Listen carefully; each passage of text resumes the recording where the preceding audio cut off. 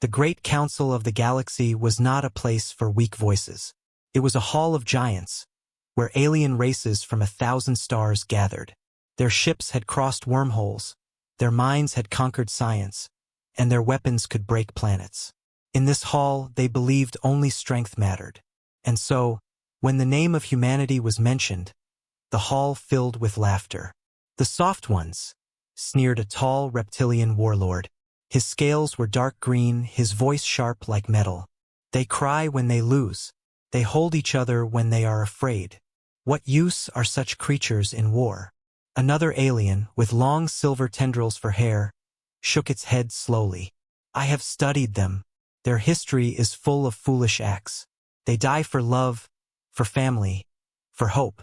Such emotions make them blind. They are slaves to feelings." The chamber echoed with laughter. Some pounded the floor with their claws, others hissed in amusement. The galaxy's oldest races saw humans as a joke, a fragile species with small ships and weak weapons. But among the crowd, one human stood. Captain Elias Wren, chosen by Earth to represent humanity in the council, kept his hands folded behind his back. His uniform was plain, his face calm, but his eyes were fixed like steel. He listened to the laughter without speaking. Inside, his heart burned. He wanted to shout that they were wrong. He wanted to tell them that emotions were not weakness but strength. But he did not. Not yet. The council chamber dimmed as a floating hologram appeared in the center. It showed scenes from Earth. A child crying after losing her toy.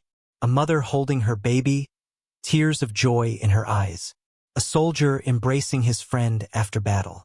"Look at them," mocked a bird-like alien whose feathers shimmered in the light. "Always crying, always hugging, always holding each other. They are creatures of water, spilling it from their eyes at the smallest thing." The hall roared with more laughter. But Elias did not laugh. He clenched his fists behind his back, so tightly that his nails dug into his skin. He remembered the day his brother had died in war. He remembered the funeral, the grief, the tears. Those emotions had nearly broken him, but they had also given him the strength to fight again. He thought of the times when love had pushed soldiers to fight harder than they should have. He thought of the power of hope that made humans rebuild cities after destruction. The aliens saw weakness. Elias saw something else. The meeting continued. Alien leaders spoke about future wars, trade routes, and control of planets. Humans were barely mentioned again. To the galaxy, they were too small, too emotional, too unimportant. But a shadow fell over the chamber when a new voice spoke. It came from Xylox, the High Chancellor of the Council, an ancient being of energy and light. Its voice hummed like thunder. "Emotions," Xylox said, "are chains. They bind the mind. They cloud logic. If humanity wishes to rise, they must cut away these chains. But I fear they never will." The words hung heavy. For the first time, Elias raised his head. His voice was calm, but there was iron in it. "Perhaps," he said, "you are right. Perhaps emotions are chains. But chains can also hold things together. You may laugh at us now, but one day, the galaxy will see what our emotions can do." The chamber fell silent for a moment. Then the laughter returned, louder than before. "Threats from a child race," hissed the reptilian warlord. "Do you think your tears will defeat fleets? Do you think your love will stop plasma fire?" Elias did not answer. He simply turned, his steps slow, steady, controlled. He knew words would change nothing here. The galaxy would not understand until it was too late. As he walked out, a few alien eyes followed him, not with laughter, but with unease. There was something in his voice, something in his silence, that felt dangerous. Outside the chamber, Elias looked up at the stars. Billions of lights, billions of voices, all laughing at his kind. But deep inside him, he whispered a promise. They will see. One day they will all see. Far away, on a small human research station orbiting Mars, scientists were working late into the night. They were not building weapons of steel, nor machines of fire. They were studying something no other race cared about, human emotion. Electrodes measured brain waves when a soldier remembered his fallen friends. Sensors tracked changes in the body when a mother held her child. Machines hummed as they recorded patterns of love, fear, rage, and hope. At first, it was only science. But slowly, the scientists began to notice something strange. The energy was real. A mother's love created a field strong enough to disturb sensors. A soldier's rage produced waves that short-circuited small machines. Human emotions were not only feelings. They were power. Back in the council, the aliens laughed. But in the shadows, humanity had already taken its first step. And the galaxy, so proud and so blind, had no idea what was coming. The council's laughter did not end in the chamber. It spread through the galaxy like fire. On every alien world, the name of human became a joke. Merchants mocked them. Soldiers sneered at them. Children of other races were taught, "Do not be like the humans. Do not be weak." But in secret halls far from Earth, the mockery took a darker turn. The Zorkai Empire, one of the most powerful warrior races, decided to test this weakness for themselves. They wanted proof. They wanted to understand why humans cried, why they broke, and why they still stood up after breaking. So they captured them. Small colonies at the edges of space. Outposts no one would miss, fell silent. Families disappeared. Soldiers vanished. The galaxy did not care. To them, humans were nothing. To the Zorkai, humans were tools for experiments. The laboratory was cold, built into the heart of a black asteroid. Its walls were silver, its lights sharp and white. Inside, cages lined the halls. Humans of all ages sat in silence, chained by glowing restraints. Dr. Vanak, a Zorkai scientist with 4 shining eyes, walked slowly through the rows. He carried a tablet that flickered with readings. His voice was soft, but it dripped with cruelty. "Fear," he said to his assistants. "Fear is the purest human emotion. It destroys their minds, yet it drives their bodies to survive. We will measure it." A soldier dragged a human forward, a young man named Aaron. His face was pale, his hands shaking, but his eyes burned with anger. Dr. Vanak leaned close. "Tell me, human, why do you fear?" Aaron spat at the ground. "Because monsters like you exist." The guards struck him, forcing him to his knees. Wires were connected to his skin. Machines began to hum. Lights on the tablet spiked. Aaron was shown illusions of war, his home burning, his family crying out. His heart raced, his breath quickened. The machines recorded everything. But then something unexpected happened. The lights on the tablet flared too bright, almost burning out. The room trembled. A wave of invisible energy spread from Aaron's body, shattering glass tubes nearby. The guards stumbled back. "What is this?" Vanak whispered. His 4 eyes widened. The energy faded as Aaron collapsed, unconscious. But the readings on the tablet glowed with impossible numbers. Fear had created something real, something physical. The experiments continued. Another human, a woman named Lena, was brought forward. This time, they showed her the face of her child, trapped in a burning room. Her cries filled the chamber. The machines screamed with readings. The lights dimmed. The temperature rose. An invisible force burst outward, knocking 2 alien guards off their feet. Sparks rained from the ceiling. Vanak stared in silence. His assistants whispered in fear. This cannot be weakness," one said. "No," Vanak replied slowly. "This is power, but power born from pain. We must push further." Word of the strange results reached the council, but most leaders ignored it. They did not believe the reports. "Machines malfunction," they said. "The Zorkai are exaggerating." But among the shadows, a few began to worry. What if human emotions were not weakness? What if they were weapons waiting to be unlocked? The tests grew harsher. Humans were pushed into endless trials. Fear, grief, despair. Some broke under the weight. Some died. But those who survived began to change. Aaron, once trembling, now looked different. His eyes glowed faintly in the dark. When he felt terror, the restraints around him sparked. When anger filled him, the walls shook. The scientists whispered among themselves. "They adapt. They grow stronger with each emotion. It is not weakness.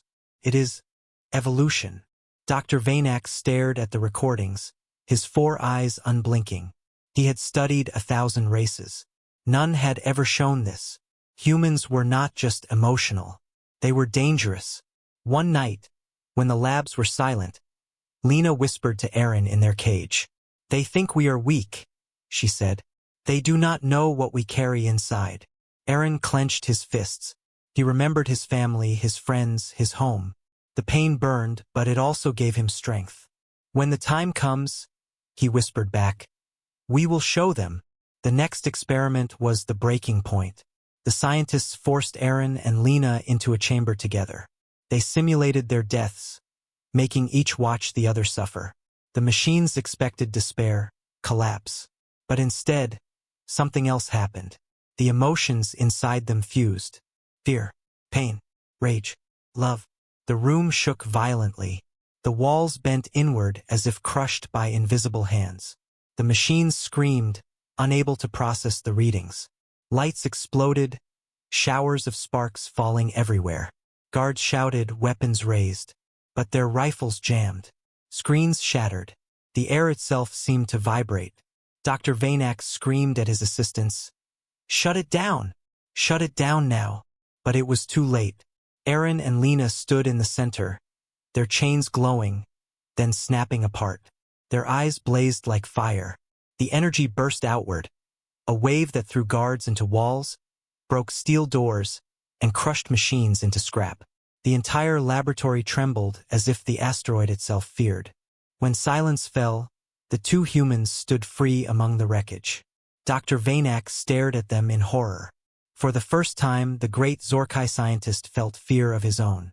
Aaron looked at him, his voice low but filled with fire. "You wanted to see our weakness," he said. "Now you will see our strength." Far away, Captain Elias Wren received the first secret message smuggled from the asteroid. The words were few, but they chilled him to the bone. Emotions can kill. And so it began. The galaxy still laughed. But in the darkness of their laughter, humanity had unlocked something new, something no one was ready for. The galaxy whispered about the Zorkai experiments, but no one believed them. Most alien rulers laughed it off. Machines fail. Reports are lies. Humans are weak. But the Zorkai did not laugh. Their laboratories were ruined. Their soldiers spoke of invisible waves that broke steel. Their scientists had no explanation. Fear began to spread, though no one admitted it openly. And humanity had begun to see the truth. On Earth, scientists in underground bases studied the stolen reports. They read about Aaron, Lena, and the strange power that burst from human emotion. The council mocked them, but Earth's leaders understood. Emotions were energy. Emotions were power. But could they be controlled? The answer came on a battlefield. The Dravari, an insectoid species allied with the Zorkai, attacked a human colony on the moon of Arion. Their warships blotted out the sky. Their soldiers marched with mechanical precision. The colony had little defense, just a few hundred human soldiers and families. The aliens believed it would be easy, and at first it was. Explosions tore through buildings. Civilians screamed. Soldiers tried to fight, but the enemy was too strong. In the chaos, a mother named Sarah ran through the burning streets, clutching her small daughter. A Dravari soldier cornered her, raising a plasma blade. Sarah did not think. She only held her child tighter and screamed, "No!" What happened next froze the battlefield. A wave of shimmering light burst out from her body, wrapping her and her daughter in a glowing sphere. The plasma blade struck it, but the blade shattered. The Dravari soldier was thrown backward, his weapon destroyed.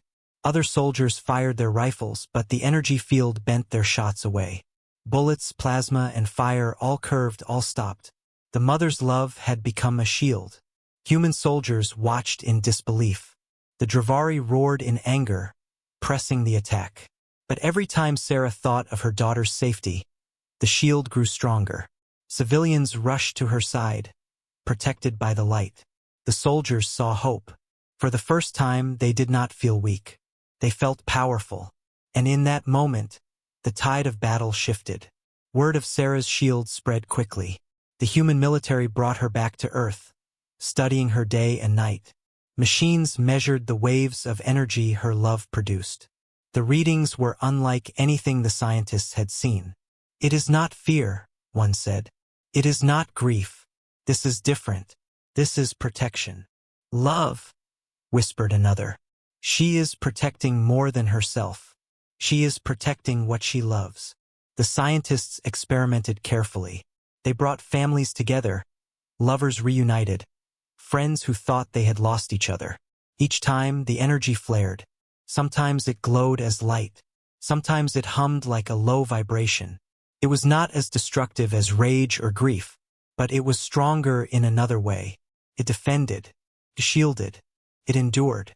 Captain Elias Wren was among those who witnessed it firsthand. He entered the test chamber as Sarah demonstrated the shield. She stood with her daughter, and as the soldiers aimed harmless test beams, the field grew around them, bending the energy aside. Elias felt a chill. The council had called emotions weakness.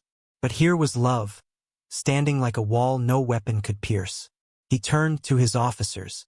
"If love can shield us, then the galaxy has no idea what it faces." But not all experiments were safe. Some soldiers tried to force emotions. They thought of lost families, of grief and longing. Some succeeded, producing shields for a moment, but then collapsing in pain. Others failed completely, their emotions twisted into fear instead of love. The scientists realized the truth. This power could not be manufactured like a machine. It had to be real, pure, true. Only genuine love created the shield. Anything less was fragile and unstable. Meanwhile, the Dravari and Zorkai prepared for another assault. This time, they came with greater fleets, determined to crush the humans who dared resist. The battle began above the skies of Arion once again. Alien warships rained fire. Human defenses strained, breaking one by one. But then, on the ground, Sarah stood once more. This time, she was not alone. Dozens of mothers, fathers, friends, and lovers stood together, their emotions burning like fire. Shields of light burst across the battlefield, protecting soldiers and civilians alike. Alien weapons struck and failed. Plasma cannons fizzled. Bombs disintegrated. Bullets curved harmlessly away. The aliens screamed in frustration. Their war machines, designed to break steel, could not break human love. Elias Wren commanded from above, watching the miracle unfold. His voice carried across the comms. "Hold the line. Protect each other.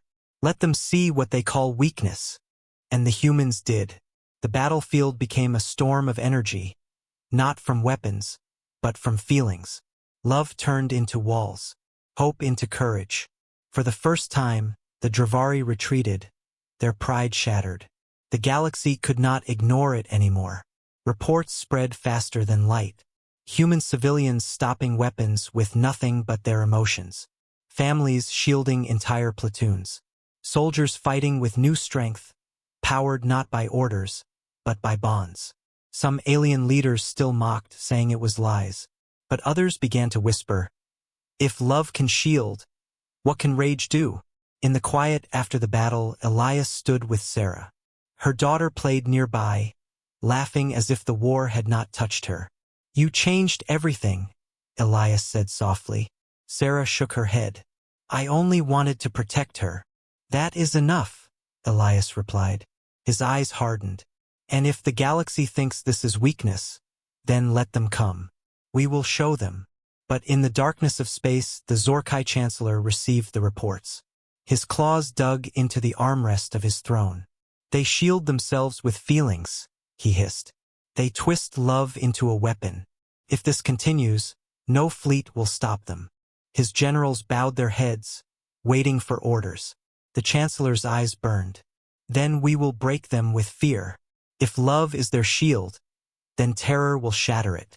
The war was far from over, and humanity's greatest strength had only just begun to awaken. The galaxy had begun to fear whispers of human emotion. Fear could break machines. Love could shield armies. But the Council still believed humanity could be controlled. They thought Earth was small, fragile, and too divided to stand against the stars. They were wrong. The Zorkai Chancellor sent his fleets. Dozens of warships, black and vast, filled the skies above human colonies. Their purpose was not conquest, it was destruction. If they use emotions to shield themselves, the Chancellor hissed to his generals, then we will give them grief. We will burn their homes. We will drown them in sorrow until their hearts break. And so the fleets descended. On the colony world of Vera, fire rained from the sky. Cities fell.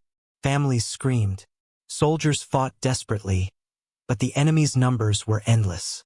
Captain Elias Run stood at the command center, watching as red dots on the holomap disappeared one after another. Entire villages gone. His chest felt heavy. Rage built inside him. But worse was the grief. Then came the message. A transport ship filled with civilians was struck. Thousands died in seconds. Among them was Elias's own sister. The world seemed to stop. Elias gripped the console so hard his knuckles turned white. His officers stared, waiting for orders, but none came. For a long moment Elias could not speak. Then he whispered, "So this is how they want it." On the battlefield below, survivors gathered among the ruins. Soldiers who had lost families stood side by side, trembling not from fear, but from fury. Mothers cried over lost children. Friends screamed the names of those gone. The air itself began to shake. Started as a hum, low, deep like thunder rolling under the ground. The alien soldiers paused, their antennae twitching, their weapons ready. Then the hum grew louder. The humans' eyes burned with fire. Their grief turned into rage. Their pain became a storm. And then, the world exploded. A shockwave of raw energy burst from the survivors. Buildings still standing were blown apart. Alien machines crushed into twisted metal. Soldiers were thrown into the air like leaves in a hurricane. The aliens screamed as their weapons failed, their armor cracked, and their ships in orbit flickered with system failures. The wrath of humanity had been unleashed.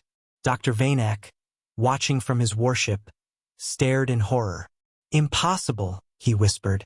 His claws dug into the controls. "This is not energy. This is madness given form." But it was real. The more humans cried, the stronger the waves became. Every scream of grief sent another burst of destructive force.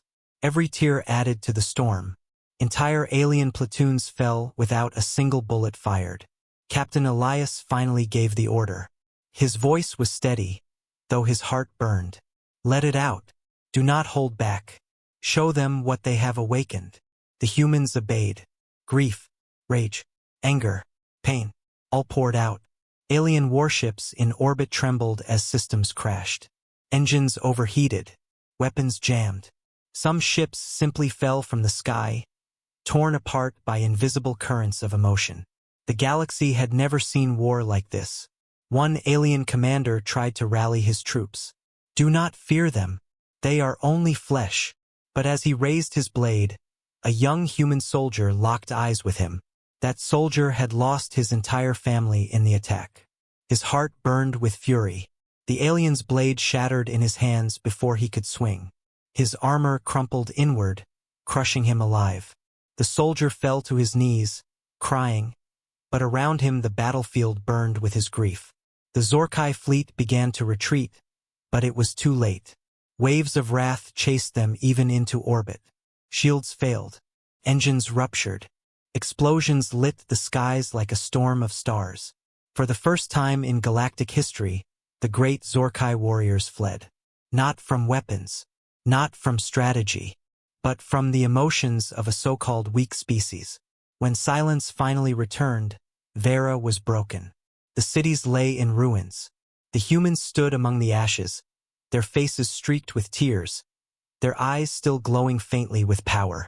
Captain Elias walked through the wreckage, his boots crunching over shattered stone. He saw survivors holding each other, trembling but alive. They were not victorious because of weapons. They were victorious because of rage, because of grief. Elias whispered, almost to himself, They will never laugh at us again. But in the hidden corners of the galaxy, fear spread. Reports of the massacre reached the council. Alien leaders argued, some denying it, others terrified. One voice trembled. If grief can destroy fleets, what happens when they unite their emotions? What happens when they channel all of it? Love, fear, rage. Together, the chamber fell silent. No one had an answer. Back on Earth, scientists analyzed the recordings. Their faces were pale. This is beyond science, one muttered. This is something else. Another whispered, if we can control it, we can protect the galaxy. But if we cannot. No one finished the sentence. In the quiet of his quarters, Elias stared at a picture of his sister. His grief still burned, but now it was a weapon he carried inside. The galaxy thought humanity was weak, but now the galaxy trembled. And Elias knew this was only the beginning. The galaxy had seen many wars. Worlds burned. Empires rose and fell. Fleets clashed in the silence of space. But nothing was like this. The Zorkai defeat at Vera had shaken every corner of the galaxy. Whispers spread across stars. Humans had unleashed grief and rage so powerful that fleets shattered without a single weapon. Alien leaders gathered in secret councils. Fear filled their voices. If they can destroy with sorrow, one asked, what else can they do? Another answered with trembling words, we must crush them before they learn to control it. And so the galaxy turned its eyes on Earth. Captain Elias Wren stood in the war room, watching transmissions from across human space. Colonies were under threat. Fleets gathered near Earth, preparing for the largest battle humanity had ever faced. He looked at his officers, at soldiers and scientists, at survivors who had already lost too much. Their faces were tired, but their eyes burned with something stronger than steel. Elias raised his voice. They think our emotions make us weak. They call us slaves to feelings. But we know the truth. Our fear gives us strength. Our love protects us. Our grief makes us fierce. Our rage breaks our chains. Alone, each emotion is strong. But together, they will make us unstoppable. Silence filled the room. Then, one by one, the soldiers nodded. The turning point had come. The galaxy's fleets arrived in orbit around Earth. Dozens of species united in one purpose, to end humanity before it spread. Their warships blotted out the stars. Their weapons glowed, ready to rain fire. The Council Chancellor's voice echoed across every channel. Humans, you had a chance to cut away your chains. You refused. Now you will drown in them. But humanity was ready. On Earth, in cities and villages, people gathered. Families held hands. Soldiers stood side by side. Survivors remembered those they had lost. The scientists had warned them. This power could not be forced. It had to be real, genuine, true. And so, across the planet, humanity opened its heart. Fear of losing everything. Love for those still alive. Grief for the dead. Rage at the cruelty of war. Billions of voices, billions of hearts. And then, the sky itself changed. A wave of light burst from Earth. Not fire, not plasma, not machines. Pure emotion, woven together into one massive field. It rose through the atmosphere, glowing like an aurora across the stars. Alien weapons fired, but the beams bent away, swallowed by the energy. Missiles curved off course, falling harmlessly into the void. Inside their ships, alien soldiers clutched their heads. Some screamed. Some fell to their knees. They felt human sorrow pressing against their minds, love burning in their hearts, rage pounding in their veins. It was not just a shield. It was not just an attack. It was everything. Elias stood on the command bridge of Earth's flagship, watching the impossible unfold. His voice shook as he whispered, "We are not alone anymore. Every heart is with us." His officers looked at him, their faces wet with tears, their bodies trembling with the same shared power. For the first time, humanity was one. The alien fleets tried to regroup. They fired volleys, launched drones, deployed shields. But nothing worked. The human resonance spread like fire, reaching into their ships, into their minds. Some ships malfunctioned. Others turned against each other as crews broke down, overwhelmed by feelings they did not understand. A Dravari commander screamed across comms, "Shut your hearts! Shut your minds! Do not let them in!" But it was useless. No wall could stop billions of emotions joined as one. On the surface, Sarah, the mother who had once shielded her daughter, stood among civilians, her hands raised. Around her, glowing shields merged with others, forming a massive barrier that wrapped entire cities. Children's laughter joined the wave. Soldiers' fury added fire. Survivors' grief deepened the storm. The galaxy's greatest armies had come to destroy Earth.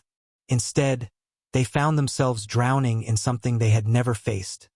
Humanity united. Dr. Vanak watched from his ship, his 4 eyes wide with terror. He had once studied humans like insects. Now he whispered to himself, "This is not science. This is something greater, something beyond us." The Chancellor of the Council roared in fury.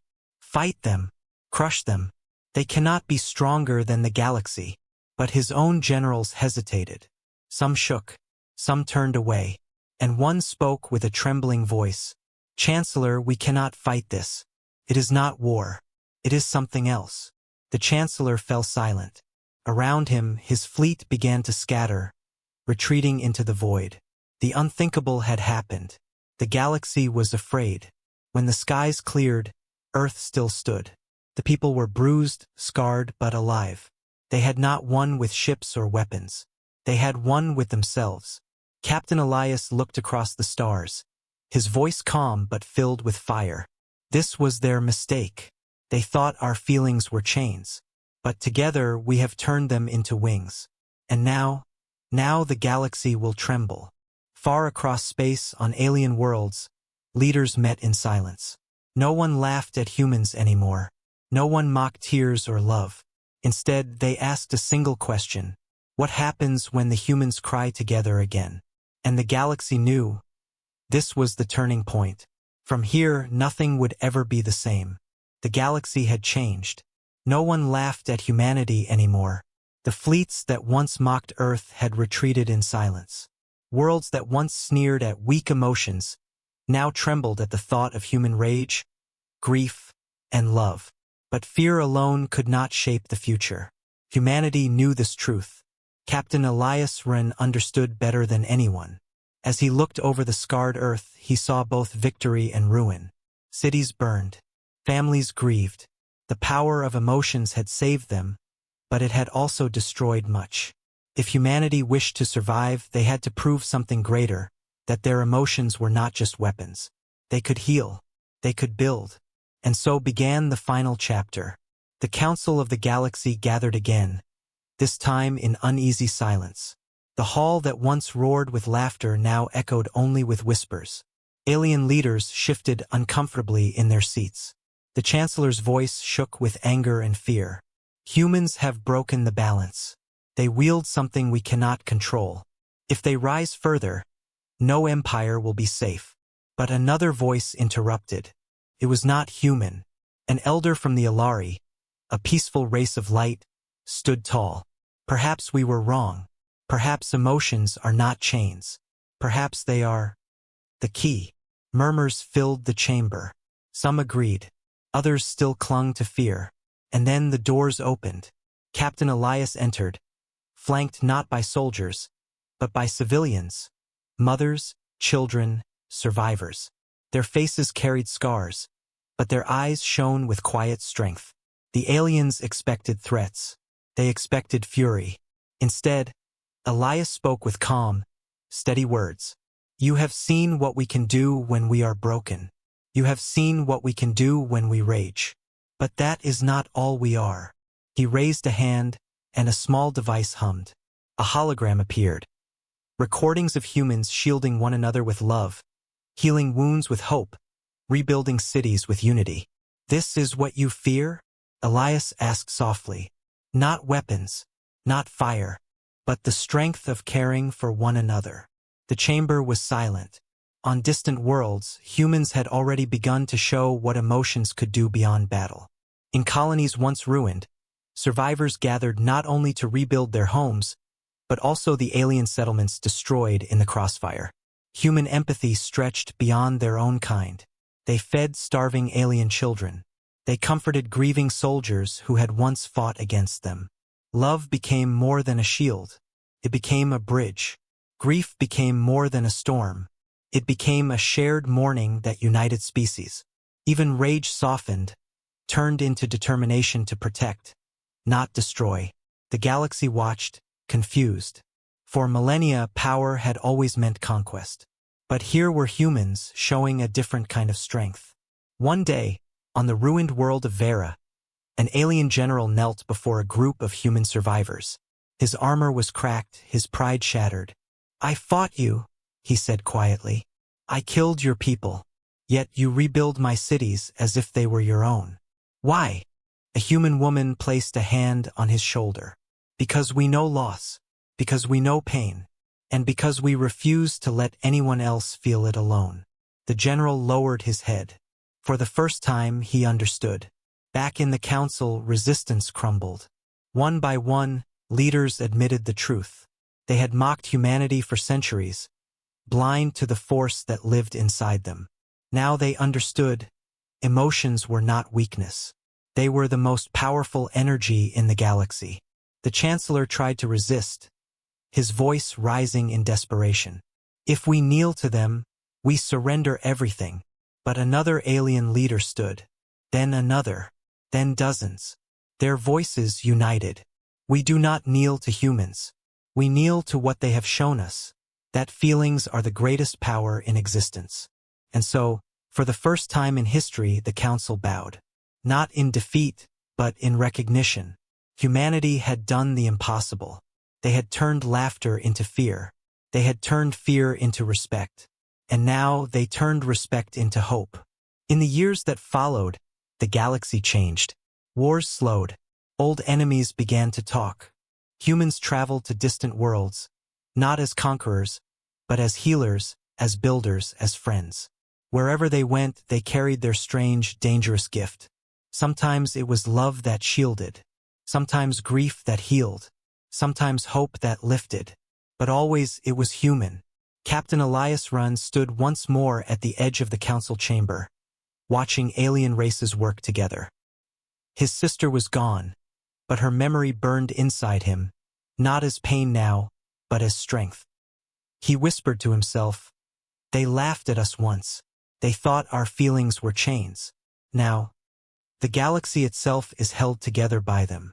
And somewhere, in the silence between stars, the universe seemed to echo back.